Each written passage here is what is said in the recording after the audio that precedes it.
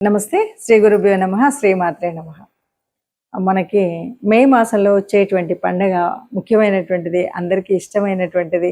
ముఖ్యంగా యువతకి చాలా ఇష్టమైనటువంటి పండగ హనుమత్ జయంతి వస్తుంది. చాలామంది అడుగుతూ ఉంటారు, హనుమత్ జయంతి మొన్ననే కదండి చేసుకున్నాము, మళ్ళీ ఇప్పుడు ఏంటి అని. ఇక్కడ మనకు కనిపించేటువంటిది ఏంటి అంటే, ఒక ఉత్సవం మొట్టమొదటిగా వచ్చేటువంటి దాన్ని హనుమత్ విజయ యాత్రగా చెప్పుకుంటాం. రెండవది హనుమత్ జయంతి. హనుమంతుడు పుట్టడము అంటే ఈ లోకాలన్నింటినీ కాపాడడం అనే చెప్పాలి. హనుమత్ జయంతిని మనం అంత విజయోత్సవంగా విజయయాత్రలు చేసుకుంటూ చక్కగా ఎటు చూసినా కూడా కాషాయ వర్ణాలతో హనుమత్ ధ్వజాలతో అందరూ కూడా ఆనందంగా ఎందుకు తిరుగుతారంటే, ఆనాడు రామాయణ కాలం నాడు మరి రాముడి జయానికి మూల కారణమైనటువంటి వాడు.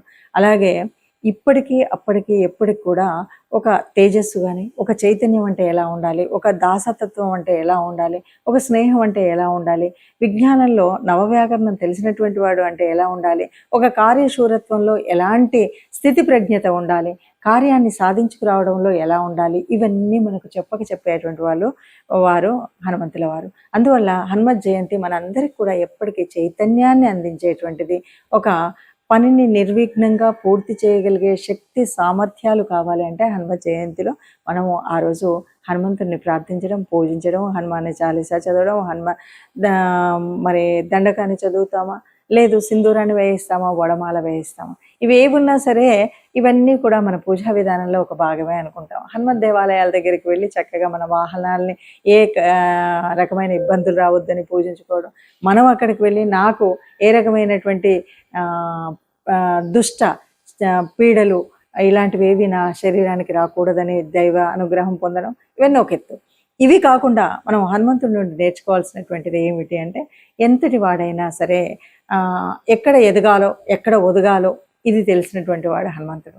ఎక్కడ స్నేహాన్ని ఎలా చేయాలో, ఎవరితో ఎలా మాట్లాడాలో, అంటే నవవ్యాకరణ పండితుడు. అలాగే గురువు దగ్గర ఎట్లా ఉండాలో, మరి ఆయనకు సాక్షాత్తు సూర్యభగవాన్ని గురువుగా తాను రిక్వెస్ట్ చేసిండనే చెప్పాలి అంటే, ఎందుకంటే సూర్యభగవానుడు నిరంతరం చలిస్తూ ఉండేటువంటి ఆయన దగ్గరికి తనతో పాటు తిరుగుతూ నవవ్యాకరణాలను నేర్చుకున్నటువంటి మహాపండితుడు.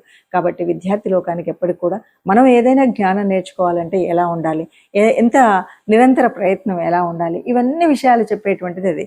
అంతేకాదు ఒక కార్యాన్ని సాధించాలి అంటే కేవలం రామనామంతో నేను ఏదైనా చేయగలుగుతాను అనేటువంటి సంకల్పంతో గట్టిగా ఉండి అన్నీ రాముడే చేస్తున్నాడు అని చెప్పేటువంటి వాడు. అలాగే లంకకు వెళ్ళినప్పుడు ఏం చేస్తాడు, అక్కడ ఉన్నటువంటి తన బల ప్రదర్శన జరిగిన తర్వాత రావణాసురుడు అడిగినప్పుడు తన బలం ఏంటి, నువ్వు ఇంత బలవంతుడు ఎక్కడి నుండి వచ్చావు ఏంటి అంటే, నేను చాలా ఆ రామయ్య దగ్గర ఉన్నటువంటి అంతమంది సైన్యంలో అతి బలహీనుని నేనే అని చెప్తాడు. ఇది కార్యశూరత్వం అంటే ఒదిగి ఉండడం అనేటువంటి తత్వం.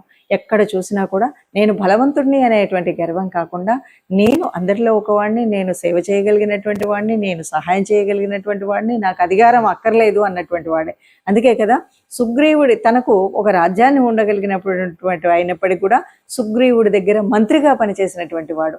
ఆ మంత్రిత్వం రాజుకి ఆ రాజ్యం లేని రోజు కూడా మంత్రిగా తన దగ్గరే ఉండిపోవడం, ఇది గొప్పనైనటువంటి లక్షణం.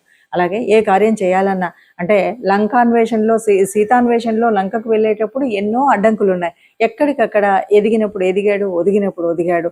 అంతే తప్ప హాయిగా ఆహార వ్యవహారాల్లో నేను చాలా ఆనందపడుతూ ఉండొచ్చు అనేటువంటి పరిస్థితి కాకుండా, మైనాకుడు సాయం చేద్దామని వచ్చిన రోజు కూడా ఇప్పుడు కాదు, నేను కార్యం పూర్తయిన తర్వాత అంటూ చెప్పినటువంటి మహానుభావుడు. అందువల్ల హనుమత్ జయంతి అనేటువంటిది కేవలం ఒక ర్యాలీ చేసుకోవడానికి ఇంకో కాదు.